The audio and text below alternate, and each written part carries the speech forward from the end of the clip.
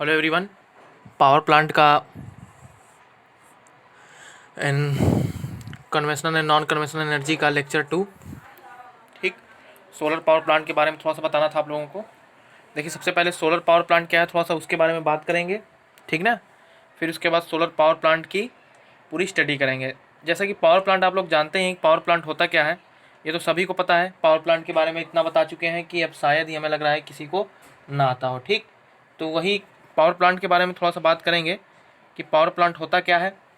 देखिए, power plant जो है, जैसा कि हम पहले भी बता चुके हैं, विद्युत उत्पादन करने के लिए हम लोग पावर प्लांट का प्रयोग करते हैं।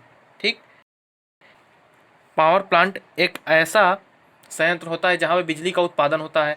तो सोलर पावर प्लांट क्या होगा, ऐसा शक्ति संयंत्र या ऐसा शक्ति संयंत्र जहाँ पे सोलर द्वारा हम क्या करते हो, बिजली को बनाते हो। ठीक, सोलर द्वारा क्या करते हो, बिजली को बनाते हो, तो उसे हम क्या कहेंगे, power plant, solar power plant. ठीक ना। देखिए, सोलर पावर बिजली बनती कैसे है। हम लोग जो प्लेट वाला होता है वो, ये सोलर प्लेट जो है, ये आपका पावर प्लांट का हिस्सा नहीं होता है, ये पहले ही हम बता चुके हैं। ठीक, तो कभी भी सोलर प्लेट को जो है वो पावर प्लांट मत समझिएगा आप लोग। वो बिजली को क्या करता है, बस इन्वर्टर को चार्ज करके आवेश के रूप में एकत्रित करके बिजली को वो प्रदान करता है। ठीक, तो यहाँ पे सोलर पावर प्लांट आपके पास है, आप देख सकते हैं। सोलर पावर प्लांट को हम सबसे पहले जो सूर्य की प्रकाश है, ये सब लोग देख रहे हैं, सूर्य की प्रकाश है ना, अनेकों दर्पण लगा करके हम क्या करते हैं, उस सूर्य के प्रकाश को केंद्रित करते हैं। ठीक, और ये आपका जो दिख रहा है, ये क्या है, आपका बॉयलर है, इसमें जल भरा हुआ है। ठीक, बॉयलर में क्या है, जल भरा हुआ है। ये जल क्या होता है, जब सूर्य के प्रकाश से किरणें निकलती हैं तो वो किरणें एक बिंदु पे एकत्रित होती हैं। एकत्रित क्यों होती हैं, देखिए, अगर हम 20-20-20 तीनों अलग अलग, जैसे 20-20-20 तीनों अलग अलग टेम्परेचर की लाइट को हम अलग अलग रखें, तो वो एक साथ, मतलब अलग अलग क्या करेंगे, उनको गर्म करेंगे। लेकिन अगर उन तीनों को एक साथ मिला करके हम एक जगह पे फोकस मारें, तो वो क्या करेंगे, टेम्परेचर को एक साथ ले करके एक ही जगह पे केंद्रित करके वहाँ के टेम्परेचर को तेज़ी से वो आगे बढ़ाएंगे। ठीक, तो यही काम आपका ये भी कर रहा है। इसीलिए हम दर्पण का प्रयोग कर रहे हैं यहाँ पे, लेंस या फिर दर्पण लगा करके हम इसीलिए कर रहे हैं क्योंकि लेंस या दर्पण की सहायता से हमारा जो ये आपका पावर प्लांट है वो कार्य करता है अच्छे से। ठीक, तो सबसे पहले जो सूर्य से प्रकाश मिलेगी, उस प्रकाश को हम क्या करते हैं, लेंस की सहायता से, चारों ओर लेंस लगाए हुए हैं, लेंस की सहायता से एक जगह पे एकत्रित कर लेंगे। तो बॉयलर में क्या है, जो पानी भरा है वो पानी क्या होगा, गर्म होने लगेगा। गर्म होते होते वो धीरे धीरे भाप में परिवर्तित होगा। वो भाप में परिवर्तित होने के बाद जो होगा, टरबाइन में नोजल के थ्रू क्या करेंगे, नोजल लगा करके उसको टरबाइन में हम क्या करते हैं, गिरा लेते हैं। ठीक, तो इस तरह से जो है आपका ये पावर प्लांट कार्य करता है। ठीक ना, समझ में आया आपको। सबसे पहले क्या करेंगे, हम सूर्य के प्रकाश को एकत्रित करेंगे, एक जगह पे केंद्रित करेंगे। केंद्रित करने के लिए हम क्या करते हैं, लेंस का प्रयोग करते हैं। उन लेंस को ले करके जो भी सूर्य की प्रकाश होगी उसे एक जगह पे केंद्रित करेंगे और फिर उसके बाद धीरे धीरे पानी के टेम्परेचर को बढ़ाएंगे। जब पानी का टेम्परेचर बढ़ जाएगा तो ऑटोमेटिक क्या होगा, वो अपने टेम्परेचर को बढ़ाने लगेगा और टेम्परेचर बढ़ने के कारण पानी धीरे धीरे गर्म होकर के भाप में परिवर्तित होने लगेगा। फिर इस भाप को हम क्या करेंगे, नोजल पे ले आएंगे। पहले कहाँ लाएंगे, नोजल पे,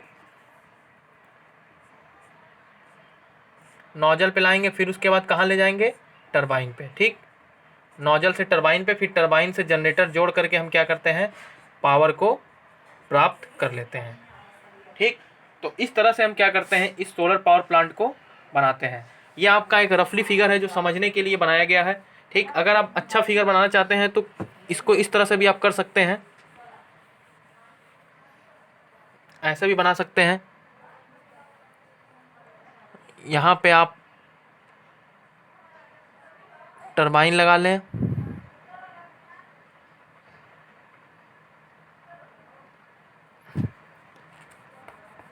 टरबाइन लग गया वहाँ पे। यहाँ पे आप नोजल लगा लें, नोजल के बाद यहाँ पे बॉयलर, बॉयलर के बाद यहाँ पे आपका पंप, पंप के बाद यहाँ कंडेंसर, कंडेंसर के बाद यहाँ पे जनरेटर, और यहाँ पे हम क्या कर सकते हैं, सूर्य बना करके यहाँ पे लिख सकते हैं सौर ऊर्जा। ठीक, ये आपका क्या है, ये आपका नोजल है, ये आपका क्या है, टरबाइन है, ये आपका कंडेंसर, और इधर आपका पंप, और इधर आपका जनरेटर। ठीक, समझ में आया सभी अंग। बस हम क्या कर रहे हैं कि बॉयलर में सूर्य की प्रकाश को दे रहे हैं, जिससे क्या हो रहा है, वो धीरे धीरे उसका टेम्परेचर बढ़ रहा है। ठीक, क्लियर हो गया। अब यहाँ आप देख रहे हैं ये वाला फिगर जो है, ये वाला फिगर समझाने के लिए आपके पास है, ये फिगर आप नोट्स में बना लीजिएगा। अगर आप लोग बनाना चाहें तो ये भी फिगर बना सकते हैं, ठीक ना। और बनाने के बाद लिख दीजिएगा कि सर्वप्रथम हम क्या करते हैं, सूर्य की प्रकाश जो होती है उस प्रकाश को एकत्रित करने की आवश्यकता होती है, जिसे हम लेंस लगा करके एकत्रित करते हैं। यहाँ पे आप लिख सकते हैं लेंस द्वारा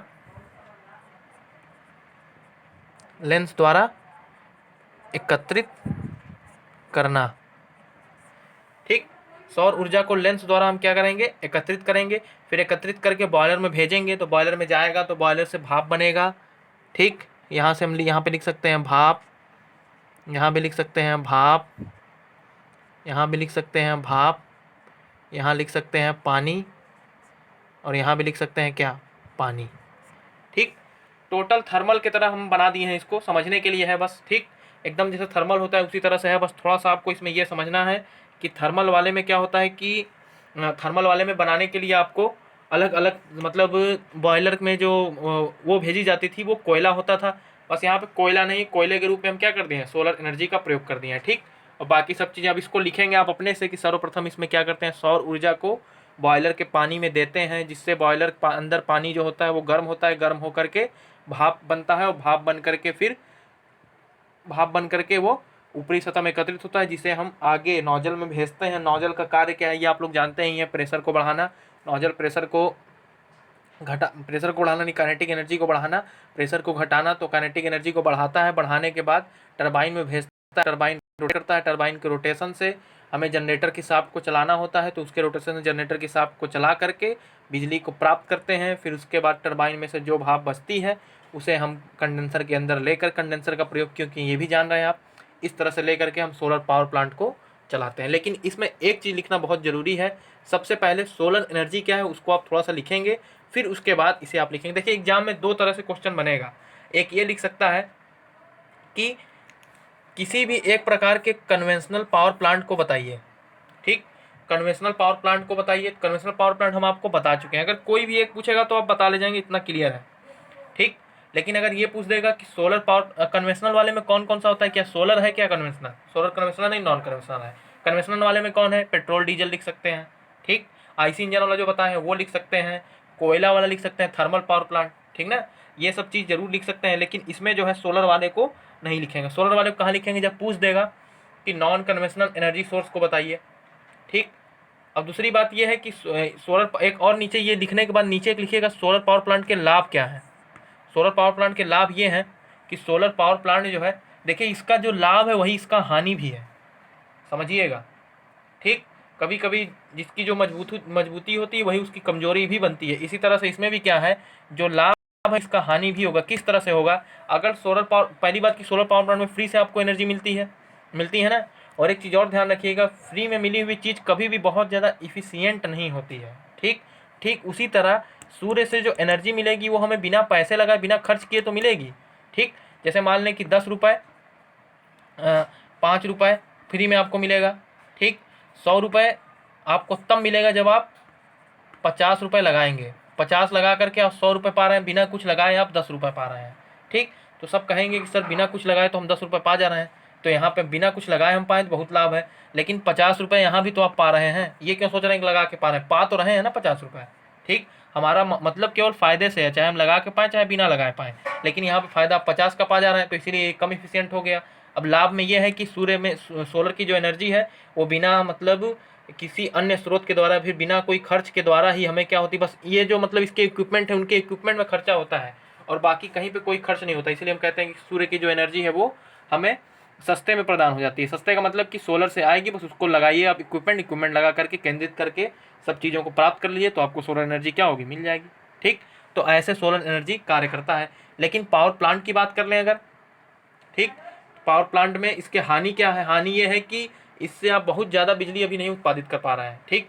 अब आप लेंस लगाएंगे, बहुत टाइम लगता है, लेंस से धीरे धीरे पानी गर्म होता है, गर्म होने के बाद भाप बनता है, तब जा करके उस भाप को हम नोजल की सहायता से टरबाइन पर गिराते हैं। ठीक ना। तो इन सब चीज़ों को ध्यान दीजिएगा, लिख लीजिएगा लाभ और हानि, लिखने के बाद नोट्स मेंटेन कर लीजिएगा। अब नेक्स्ट टर्न पे आपको अगला जो लेक्चर होगा उसमें बताएंगे कन्वेंशनल और नॉन कन्वेंशनल एनर्जी सोर्स में अंतर। बहुत ही मतलब इंपॉर्टेंट है ये, बहुत बार पूछा जाता है। ठीक। तो चलिए ठीक है, मिलेंगे अगले लेक्चर में। तब तक के लिए आप लोग ये बना लीजिएगा, बना करके मेंटेन कर लीजिएगा। अगले लेक्चर पे आपको परंपरागत और गैर परंपरागत ऊर्जा स्रोत में जो अंतर होता है उस अंतर को हम बताएंगे। ठीक। समझ में आ गया? ये सब चीज़ क्लियर हो गई? समझ में आ रहा है ना? चलिए ठीक है, तो मिलेंगे नेक्स्ट लेक्चर में। तब तक के लिए सब लोग घर में रहिएगा, सेफ रहिएगा, और जितना चीज़ पढ़ा रहे हैं उन सब चीज़ों को पढ़ते हुए चलिएगा, कहीं पे कोई पॉइंट मिस ना हो, इसका ध्यान दीजिएगा। ठीक। चलिए ठीक है, घर में रहिए, सेफ रहिए। Okay, thank you.